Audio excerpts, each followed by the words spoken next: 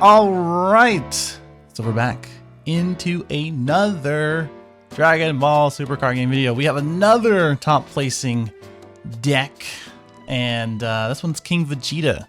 I'm not alone. I'm here with Ken. How you doing? Doing all right. Cool. And you did play King Vegeta, and you came out of town, right? To Yeah, play in the so Vegas store regional. yeah, drove from California. We did it all in one day. So drove out there and drove back in the same exact day. Nice. Okay, well, that's a feat. Literally came over here, mollywopped our locals, and just went back. So I appreciate that. But I'm glad to see King Vegeta doing or getting some success. And I believe the first place was the Super Saiyan 3 reboot, which was very interesting. More on that later. But today we're gonna talk about the King Vegeta list, which is here. Here it is, the list that you played.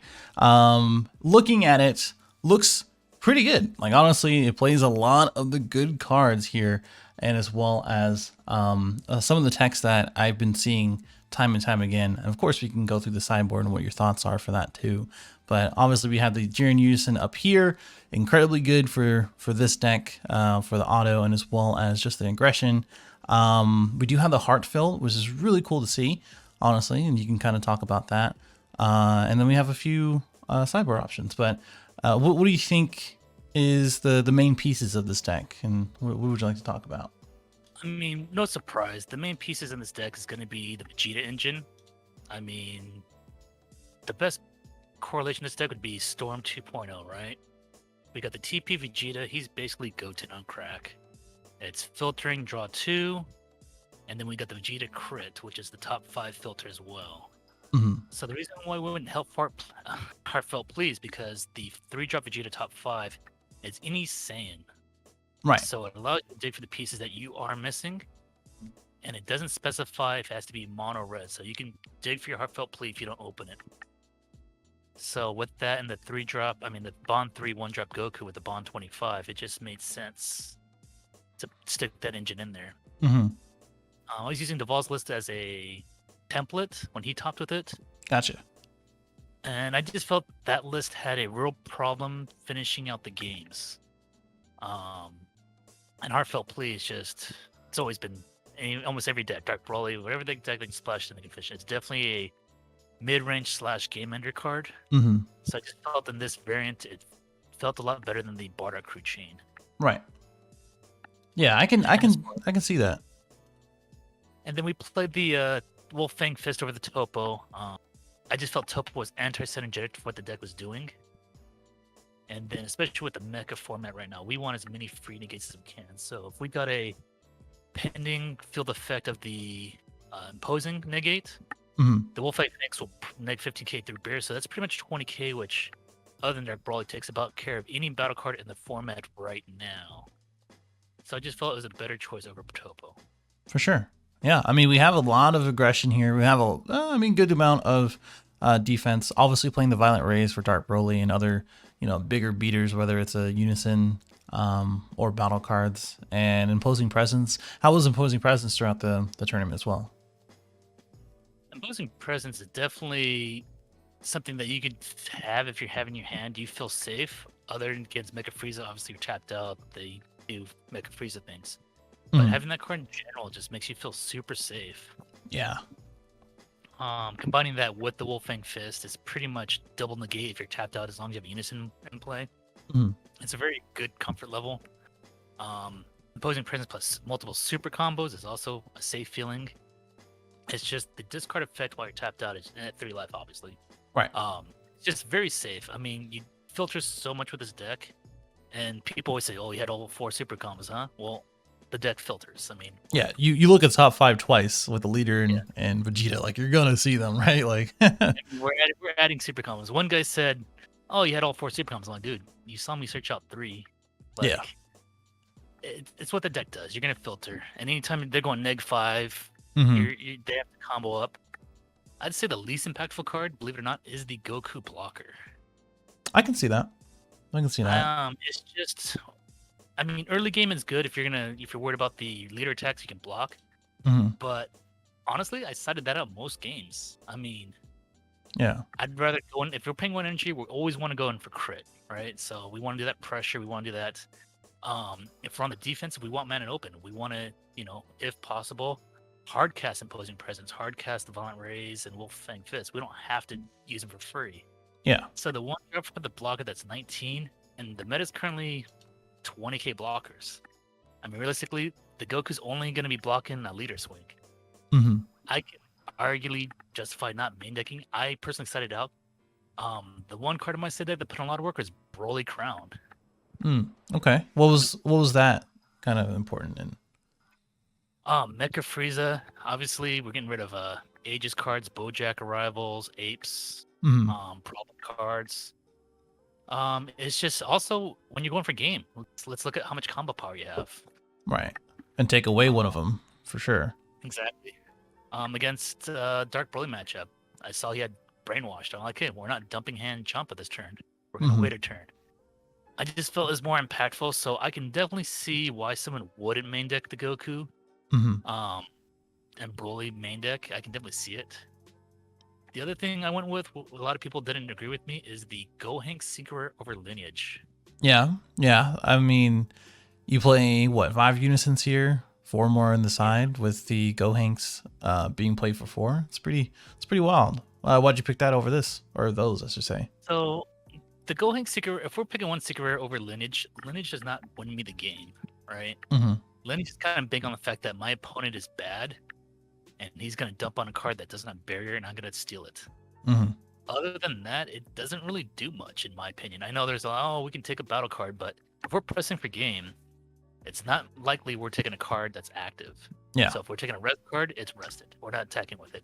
Right. It's only good on the defense, and it's only good against bad players. So if we're going to regional, in the later rounds, we're not playing against bad people anymore. I mean, it may happen, it may not. It doesn't do much. But if we're dropping Gohanks, let's say on a turn 5, and we hardcast for turn 5, this is straight up a game ender. I mean, we got 40k base. We've got dual attack, triple strike at a 40k base. And that's how we go to turn 5. So I felt the deck was really missing a finisher, and that's definitely the finisher for the deck. Yeah, definitely. Otherwise, we're playing so many unisons. It goes to matchup, honestly. I feel Jiren's the perfect unison against the Mecha matchup, but if we go the other big deck of the format, which is Dark Broly, Jiren does nothing to Dark Broly. I mean, they're 30Ks, we're only negging 25. So we want to go for card advantage with the Piccolo. Also, against a lot of blue defensive decks, we want to go Piccolo, because if they're going to be activating the gates, we get the free pop, draw cards. That's going to be more grindier matchups. So in a grind game, you're definitely going to want the Piccolo unison over the Jiren unison. And just tempo, whatever you feel that how you control the tempo. If they're going to be controlling tempo, go for Piccolo. If you want to control tempo, go Jiren. Certain matchups, I'd go 2-2, which a lot of people didn't expect. It also helps out, like, if you go a turn earlier with your Piccolo unison, Wolfang Fist is live earlier versus later. And because we are waiting on our awakening, because we need to get to turn 3 for Bond 3, we're not awakening on turn 1 or 2, obviously. We're awakening on our opponent's turn 3. So getting the unison 1 turn earlier, making sure it's got the counters so we can do the free negates, is super important to the matchup. So it's really matchup dependent. Right. Okay. And yeah, I mean, we see the rest, an extra Wolfang Fist, depending on the matchup, an extra Kaioken Goku, again, depending on the matchup, the Bora for the hand destruction just in case, and Bardock for, I'm guessing, Dark Broly. Switching out the other overrealm, right? And Koitsukai kind of hits everything. I mean, that's pretty much the consensus for everybody, right? Yeah, but yeah, basically Koitsukai, we don't have to explain to everyone. They know. Yeah. Dabra, by far, hand control is definitely a thing. We got King Cold. We've got the Maiden control deck that's out there. Yep. So definitely got to do something for hand control, because they can't just go no fear hand control when they see Dabra. They got to pick and choose. Yep. Obviously, the Bardock overrealm is for Dark Broly, because Dark Broly is by far the hardest matchup for this deck. I can see that. If they go white on you, the Bardock puts you back in the game, because now they're not going to be dropping as many 6-drops on you. Like, they got to be respecting the card, right? Once they see it once, they can't just run out there and build up the 30k walls. They got to respect it a little bit.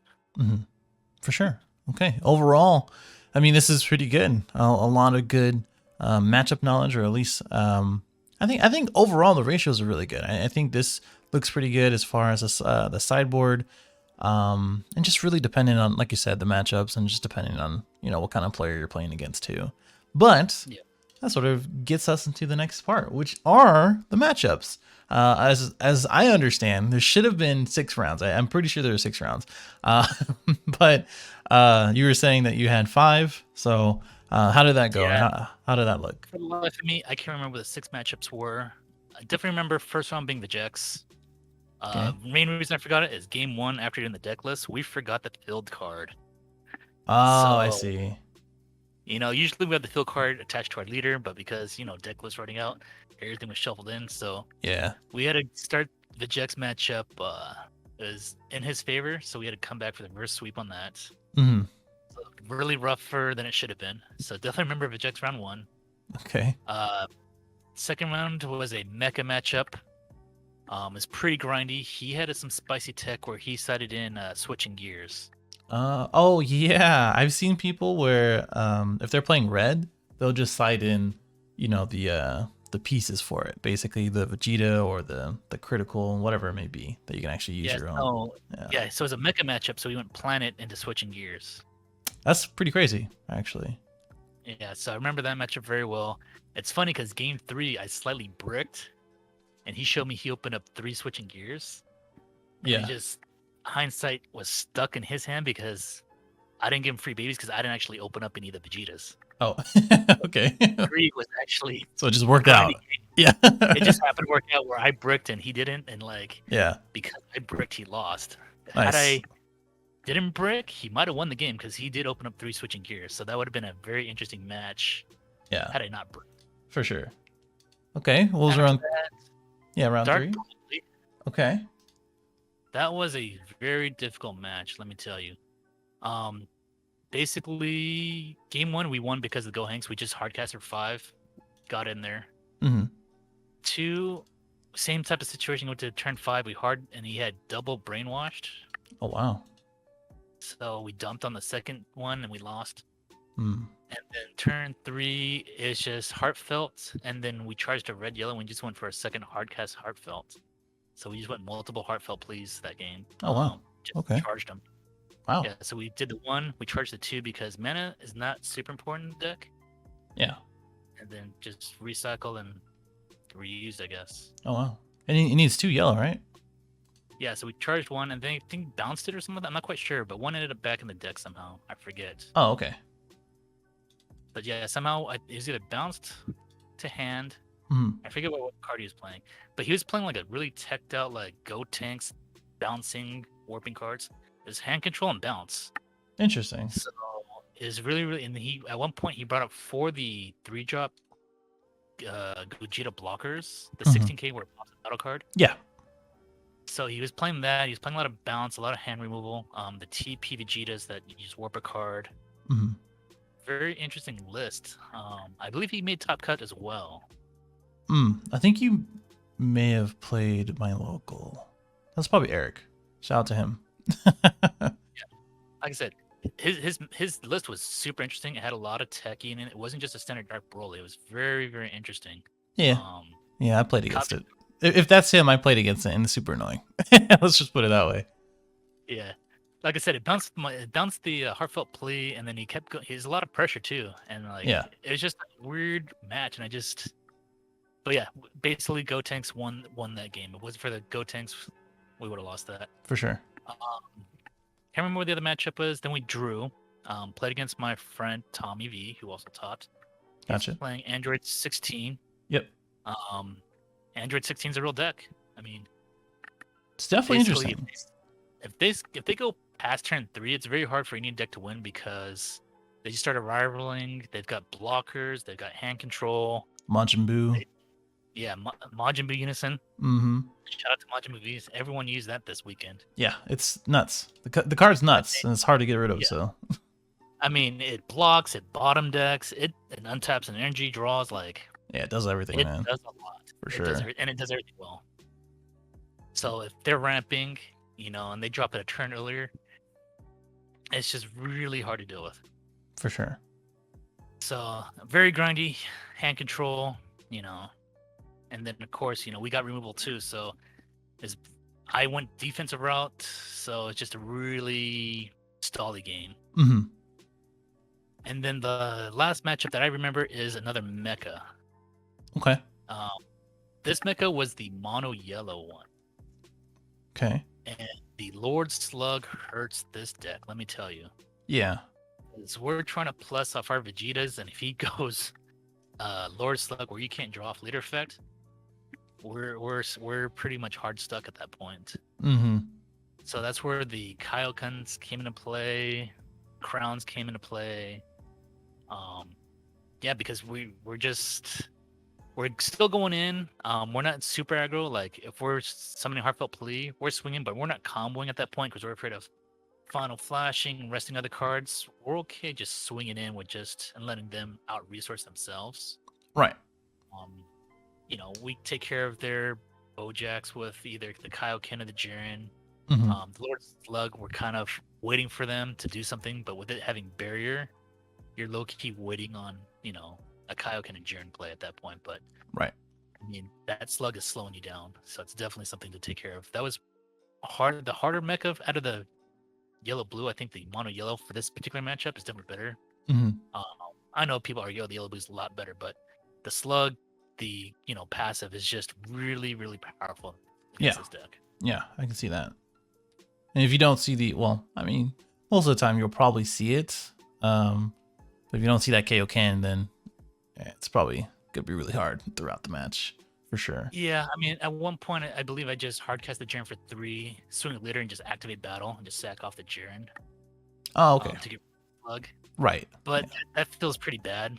Yeah. Because we're not plusing, but there's certain cards we just have to get rid of in that matchup. I mean, the Bojacks, if the Lord Slug's present. Mm-hmm. I mean, obviously we try to plus, but we also want to control the tempo. So us, hard casting -3 is something we just do. Yeah, for sure. Okay, cool. And that was the last one, so that's good. That kind of brings us to, why this deck in general. You mentioned, I think it was Deval's List, was that right? Or was it someone else? So we used Deval's List as the skeleton backbone. We play tested it. My favorite colors in general are red and green. I feel green this set, outside of King Cold, is fortunately very lackluster. Everyone that plays green knows about that. Yeah. The red-green variant of the King Vegeta, the burn variant, that was an option. I just felt after you get your opponent 3 life, it doesn't have a good way of killing off your opponent other than Belmont. I wasn't really a fan of it. And I did like the Deval's List. I mean, it was pretty consistent. The only thing, like I said, when I play tested it, I just don't think the Bardock Crew is a game finisher, whereas the Heartfelt Plea is. Yeah, for sure. We all know Heartfelt Plea has been a problem. It's always a problem. Yeah. So with the 1-drop, it's just you get it for a 1-drop. I mean, I don't really have to explain that. No, you don't. Yeah, you get to 3 energy, you draw 1, and then you get a 45k triple strike, draw 2 body. Like, come on. Yeah. So it's just a real good fit for the deck. It does what the deck needs to do. So yeah, I mean, it's a fun deck. It's toolboxy. You can get answers with the list. We got a lot of one-ofs. A lot of answers. You dig for it. There's always an answer. You can always dig for a win con. And as long as you can always dig for a win con, it's a good deck. Yeah. So that's why we won this one. For sure. Okay. Well, that's good. Overall, I really enjoy King Vegeta 2. So, and he's super strong in this set. Don't need any other explanation for that. And that kind of brings us to the sequencing. So real quick, what do you think people, if they do pick up this deck, which does happen, they'll pick up the list and they'll start playing it. What is the first couple turns or the first few turns look for you ideally? And what are the things that you want in your hand starting out? Yeah, so pretty much it's going to be matchup dependent, right? So if we just go straight again, because Mecha's the format right now, we want to open at least one of each Vegeta. We're going to hard mull for it, potentially mull 6 depending on the situation. Priority would definitely be the crit Vegeta, would be priority number 1. Switching gears would be priority number 2. On that, your other priority would probably be your Heartfelt Plea engine. So the 1-drop and the 5-drop. 5-drop being higher priority than the 1-drop because you cannot search out Heartfelt Plea with the leader swing. You can only search it out with the 3-drop Vegeta. So just setting up for future plays. So the sequencing there is potentially very important. On that, I feel that you don't need a hard mold for mulligans or extra cards. Those just come naturally.